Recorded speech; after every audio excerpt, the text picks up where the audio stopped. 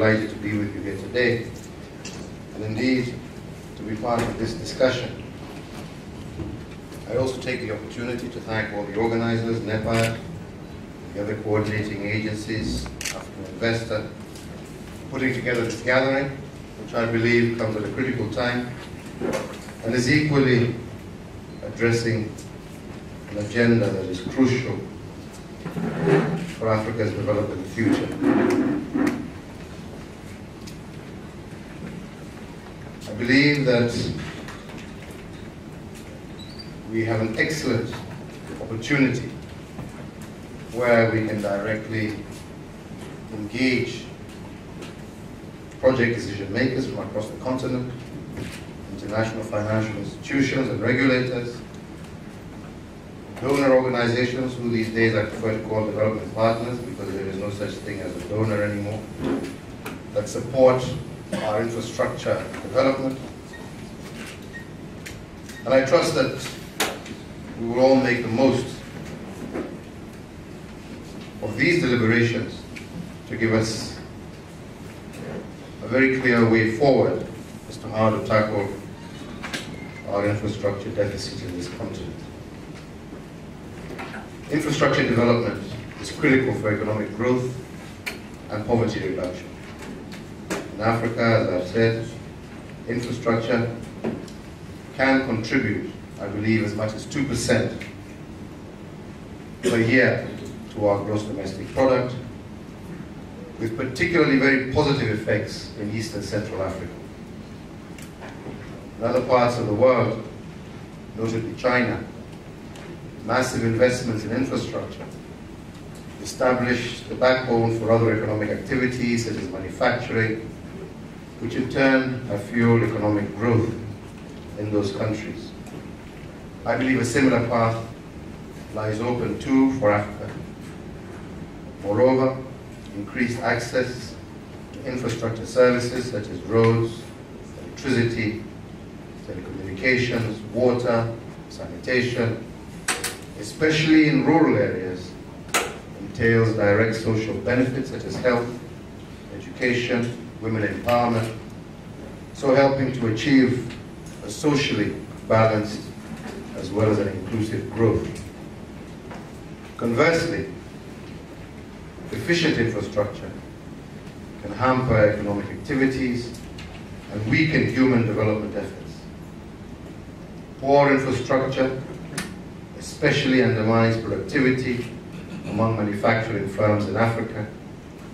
And given the future importance of manufacturing for our development, this is not a hindrance that this continent can continue to tolerate. It is therefore really critical for us to address these deficiencies in order to unlock Africa's productive potential and to maximize infrastructure impact on economic growth and human development. To achieve significant financial resources, significant financial resources are going to be required. For a number of years, many African countries have featured infrastructure as one of the main focal areas in their national development plans, including our poverty reduction strategy papers. But ladies and gentlemen, an important aspect of our infrastructure development is the need for us to have a regional approach. Economies of scale from regional infrastructure often cuts the cost of construction as well as service. In particular, regional infrastructure is suitable for from Africa's geographical perspective. Because, for example, if we look at it, we have 16 international river basins, which offer a huge hydro potential for the continent. It is therefore vital for us to promote regional and cross-border infrastructure as it increases trade, improves security, saves money, strengthens natural resource management, and addresses the need for landlocked countries and builds on national and regional comparative advantage. As with individual country projects, cross-border projects also require able, well-funded project management, which includes a deep understanding of the economic and financial aspects of all phases, from preparation right through to implementation. These will not be easy criteria to meet, but we must meet them. We might be able to tackle the matter by emphasizing joint training across regions, and the quicker we do so, the better. Ladies and gentlemen, as I'm sure you're aware, Africa's yearly infrastructure finance needs are indeed immense. Our current infrastructure spending stands at close to 45 billion a year, while yearly demand for infrastructure is estimated at about $93 billion a year. And this over the next decade, if our continent is to meet the international standards in infrastructure development. This excess demand stems largely from growth-induced demand in basic and social infrastructure, like roads, sanitation, economic infrastructure, such as energy, telecommunications, unmet demand in modern economic infrastructure imposed by globalization and international competition and standards, and maintenance also, as well as upgrading of our existing infrastructure. Estimates from the World Bank and from the Economic Commission for Africa, bolstered by the findings of the African Infrastructure Country Diagnosis Study, suggests that if the inefficiencies in project planning, execution, and maintenance were actually properly managed, the yearly financing requirement would be reduced to around $20 billion per year. It may be that with prudent management, we can even halve this funding gap. Many African countries have recently celebrated their 50 years of independence, but still, we are far from what needs to be done to transform our African economies to middle-income status, which is the objective of most African countries. And that mission really cannot be supported by governments alone. For business, the infrastructure deficit in Africa, I believe, is an opportunity to do well by doing it right. Resources from the private sector are required to supplement our government's efforts. I believe the rewards are not merely commercial. These are projects that have every prospect of radically transforming ordinary African lives.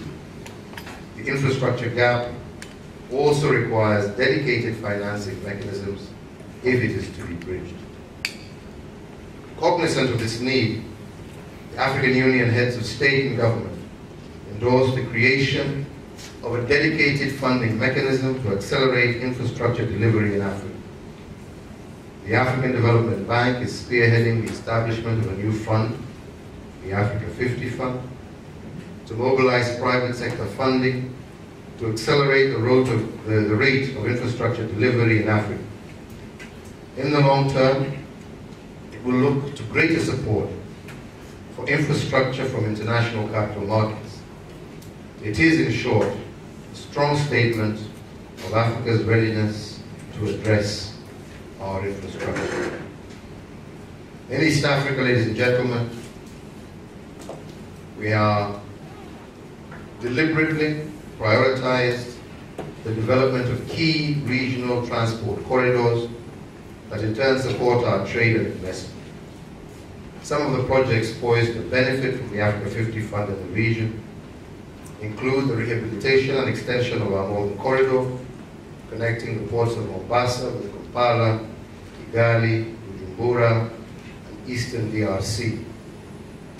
Other priority regional projects include the rehabilitation of the central corridor, connecting Dar es Salaam with Bujumbura, Kigali, and again onto the DRC.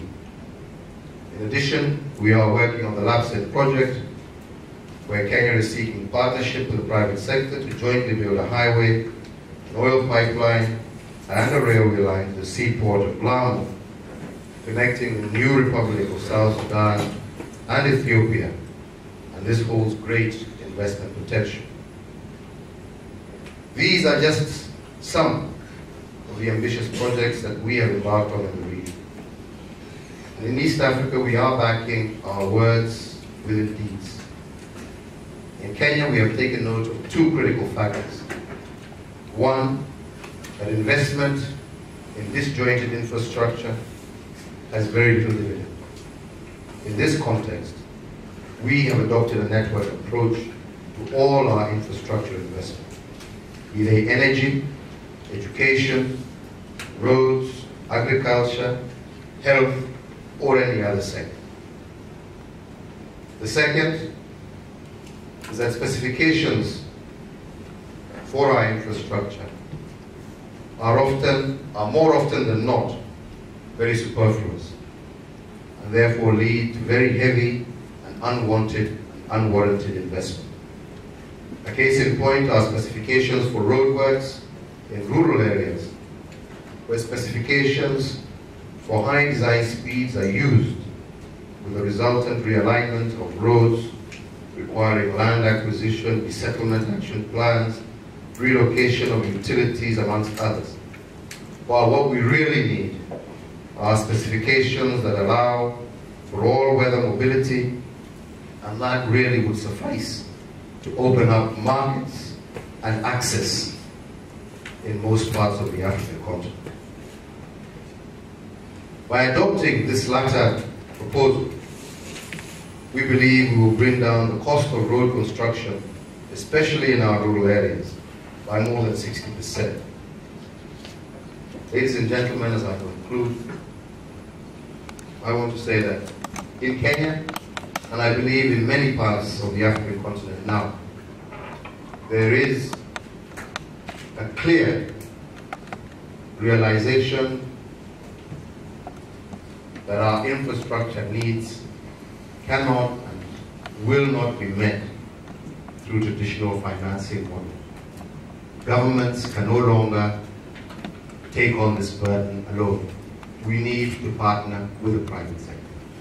We need to be able to work together with you to look for alternative financing modules that can help us meet the deficit that exists, so that we can achieve our social economic agenda, but at the same time, providing the private sector with new areas, new potential areas of investment with very healthy returns as well. As was just earlier mentioned, we have not looked at our own capacity to mobilize capital on our own. If I use a Kenyan example, most of our pension funds have never really been directed in a manner that focuses them and focuses on our social, economic development requirements.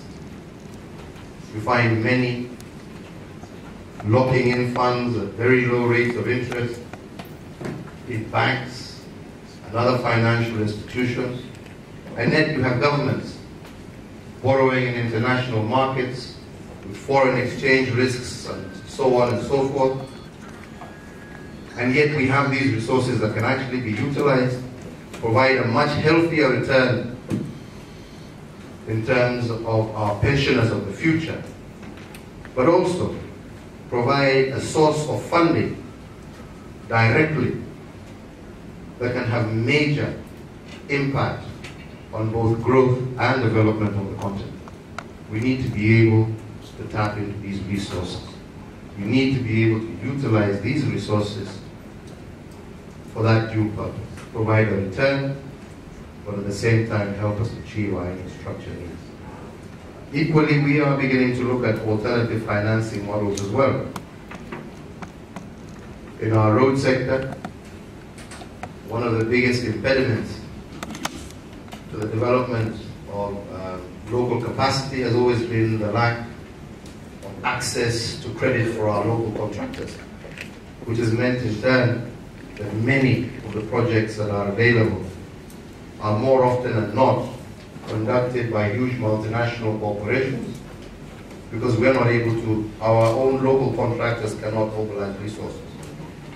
So we're working on various programs, such as, for example, in the road sector, how we can put in place a program of annuity where we can work together with financial partners, we provide the work as governments and as institutions. Private capital provides the financial resources required. And ultimately then we have a three-way win-win situation for everybody in the room. And these are some of the areas where I think you more than we have the capacity to help us develop these kinds of products that can actually help us achieve the objectives that we have. Our partnership is really our future. We can mobilize African resources for Africa's development and as well provide a healthy return to potential investment. We look forward to partnering with all of you in the future as we move ahead. And I personally, speaking from a Kenyan point of view, recognize that even as we now partner much more strongly with our regional brothers and sisters, we are beginning to see the impact of that development. We are beginning to look at our projects jointly. We are beginning to go out and solicit the financial resources that we require together. We are beginning to plan our infrastructure development together. And even before we have gotten into actually financing some of these projects, just by working together as governments in the region, we are beginning to see the benefits, of that through simple upgrades, that may be required in power lines in order for us to be able to share our excess power. Something that doesn't cost too much, it just requires two governments from two sides of the border doing that which is required, helps us get that interconnectivity that we require, and we are able to share our surpluses in terms of our power requirements. Working together to remove NTBs. We have found out in the 1 year that we have worked with Kenya, Uganda, and Rwanda in this particular aspect, we have managed to almost halve, and this is really, again, non-monetary, we have managed to halve the cost that it takes to move a container from Mombasa to Kampala, right? Just by that kind of partnership. Whereas a container to Kampala would have cost $3,500, we managed to bring it down to $1,600. That means it's a tremendous impact in terms of improving our business environment in the region, reducing the cost of doing business, and attracting investment. So if we continue with this kind of an agenda, and we do so by meeting frequently as the regional leadership, by developing our projects concurrently, by tapping into each other's comparative advantages, I believe we can truly transform this continent in a much shorter time than has ever previously been envisioned. We see you as partners. We'd like you to join us in that ride. Thank you very much. Welcome.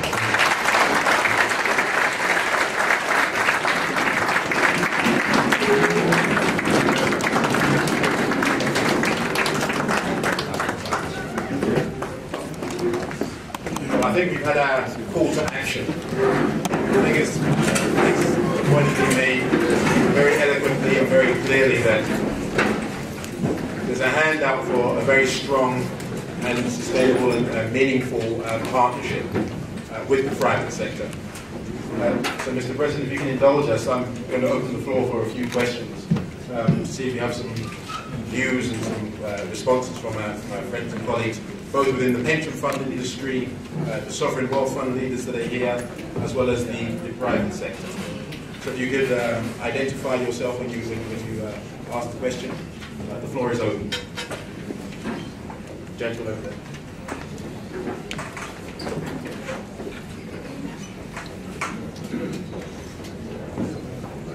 We have a microphone over there, please.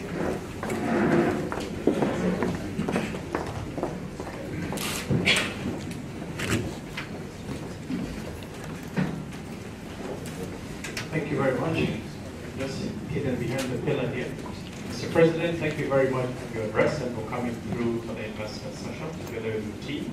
My name is Kenyatta, Chief Investment Officer at Stanley, pension fund manager based out of East Africa. For us as pension fund managers, we fully understand what you're saying and we get your message.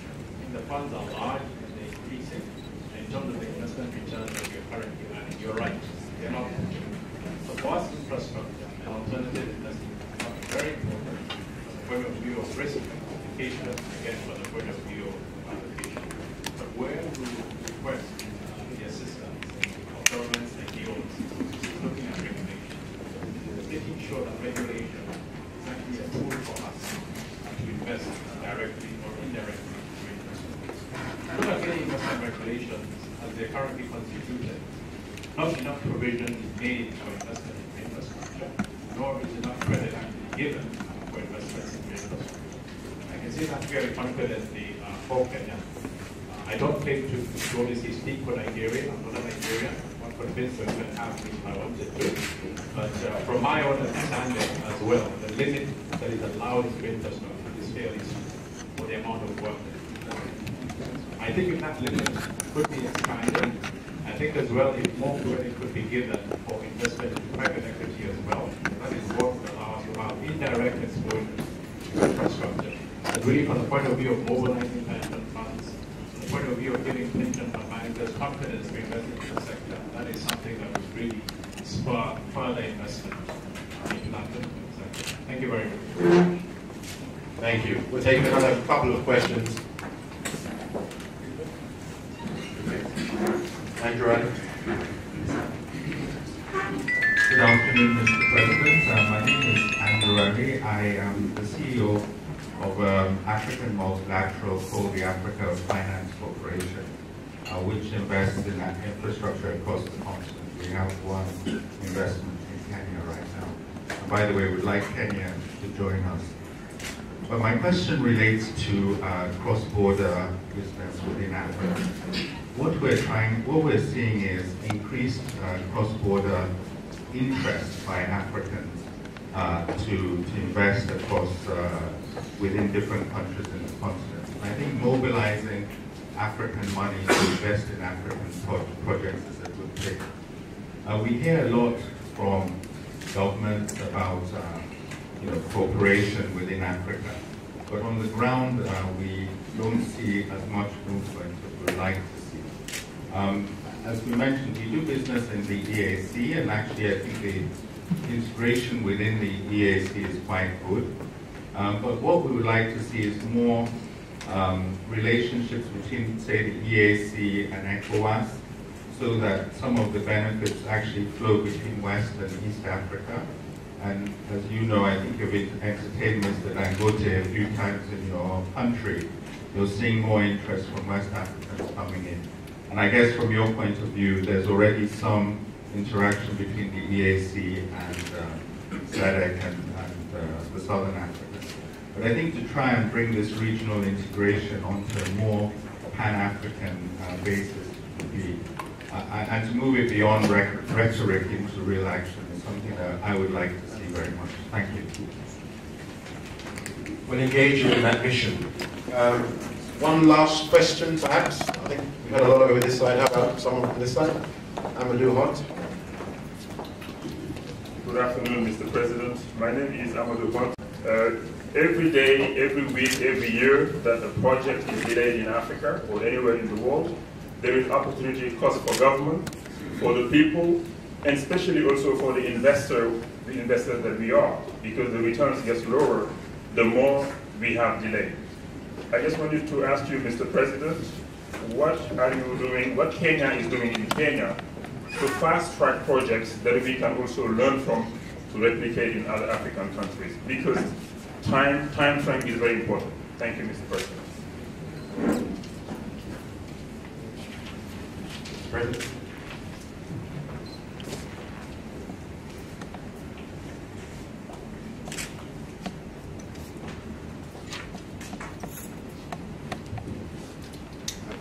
Yes.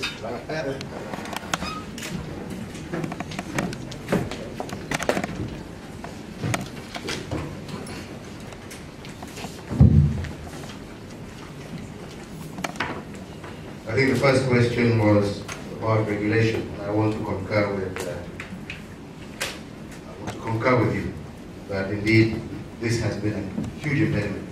And I think that is because more out of a lack of understanding and appreciation of the potential that exists, and thinking that it is more secure to invest in a building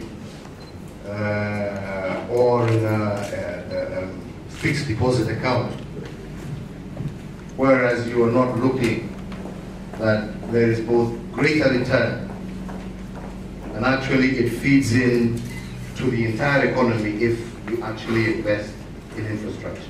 And I want to assure you that definitely, as far as Kenya is concerned, we are already in the process of reviewing it to see how we can tap, utilize our pension funds to help us in meeting the infrastructure deficit in Kenya.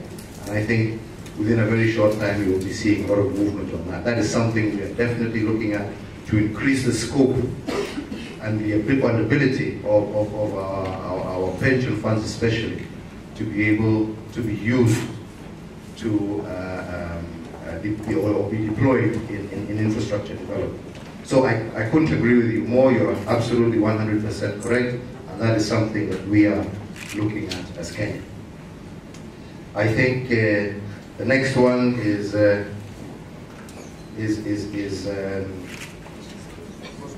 issue of too much talk, too little action. Well, yes, that is true. And I believe that comes because for a long time we have always looked at our internal agenda and waited for that biannual or EAC meeting or that annual AU meeting to be where we talk of regional togetherness and projects. We have tried something which is working for us very well in East Africa, and this is something I introduced to my brothers, especially in Uganda and Rwanda, where we have been meeting very regularly every 2 months and addressing issues that we share in common. And just purely as a result of that, we've been able to fast track a number of issues that have stalled, not necessarily because at the head of state level you haven't agreed. You have agreed, you've signed the protocol, but at the second level, there's been very little movement. And as a result of us being able to meet regularly and to put pressure on officials, we have now been able, for example, to launch our joint visa. So now we have one visa. If you want to travel to Kenya, that same visa is applicable in Uganda and Rwanda. So we've been able to do that. We've been able to work together as a result of those regular sessions to the point now that our citizens across don't need travel documents. They just need their national identity cards, and that is enough to have free movement across our country. Again, easing our ability to do business. So we've been able, in that short period of time of a year, been able to work together to remove some of the non-tariff barriers that have been affecting trade in our country. And by again working together, as I said, not only have we reduced the cost of a container moving from one country into the next by almost half, but we've also reduced the time. It used to take us 19 days to move a container from Mombasa to Kampala. It now only takes 4 days. So these things are possible with greater interaction. And this is what we are focusing ourselves on. And I believe we are beginning to see the fruits of that regular and constant meeting, especially at head of state level. And this is the same thing that we're now trying to establish by these regular sessions. This is my second time to Nigeria within the space of a year. President Jonathan has been to Kenya 3 times in the space of a year. Why are we doing it? We're trying to see how we can open up the bottlenecks that have prevented our private sector from engaging, with one another. These are just some few areas where I believe the new leadership is trying to move to get the African agenda moving, with the realization that we will move faster if we work together. But we need to unlock that at our level in order for it to be unlocked at the other levels, which then facilitates the kind of things that we're talking about. So this is something that we recognize has been a problem, and it's something that we ourselves are beginning to address. And I hope within some time we will see some significant developments moving. I believe that with just these interactions that we have had between Kenya and Nigeria in a short period of time, we will be able to see an increased level both of trade and investment between our 2 countries. I see no reason why Kenyan tea has to go via London to be consumed in Lagos and Huli. It can come directly, right? We see no reason why we need our cement going via elsewhere. It can be produced directly and benefit from Kenyan investments.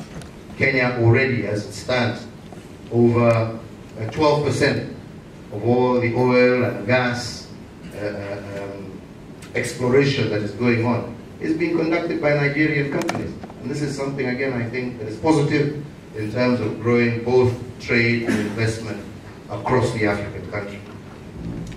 Again, the last issue is the delay in our projects. This again has been another huge problem, and this is multifaceted. One has always been the issue of mobilizing the funds for these projects. 2 is the ever-perennial issue of corruption and other issues that tend to delay projects and programs across the African continent. And again, I believe this, with more and more democratically elected governments coming into play, with more transparency coming into play, we should be able to see ourselves removing a lot of these bottlenecks.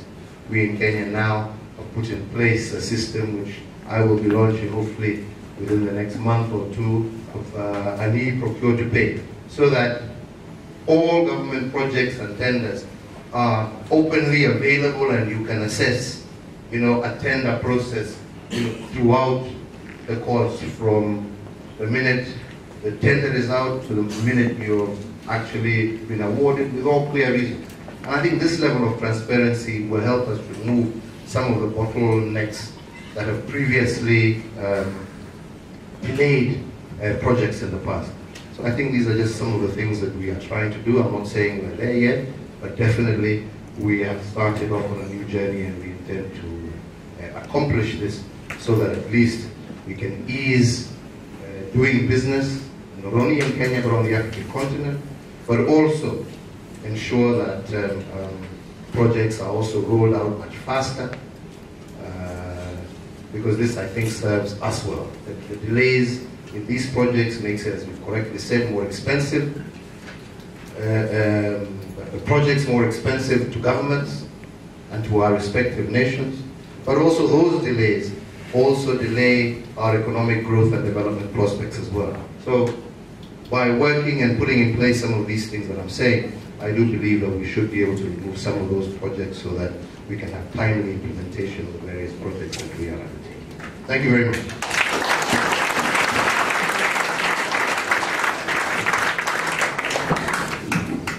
Well, as I mentioned before, the President has a very tight schedule. But one of the things we've heard a lot of, particularly working in the sector, is how can we change the perspective and how the continent is viewed. And the way that we see it, and there's a recurring view, which is by doing, not by talking, by doing. And you've established a great reputation around renewable energy. A number of these projects have been there for a while, not just in Kenya, but across the continent. But you provided the leadership to deliver those projects, work with and through some of the challenges with the financing and the investment related to those projects. So we, as an organization, as Africa Investor, each year, we like to identify the champions and the leaders and the personalities that really go that extra mile not go the extra mile to be seen, to be engaging, but have a very clear objective of implementing and getting these projects to market and bringing them to financial close, and then actually seeing the future of those projects and participating to say maintenance must be a critical part of those projects. How can we capitalize those projects to create sustainable jobs and upskill our communities? So it's with that in mind, Mr. President, our awards, the Africa Investor Infrastructure Investment Awards, which we hold each year, we have a dedicated category for leaders who implement, leaders who stand by projects that have brought in good, credible international partners, but really built and strengthened the domestic private sector's participation. So it's my single honor to notify you that you have actually been nominated and awarded our Infrastructure Investment Personality 2014 of the Year Award.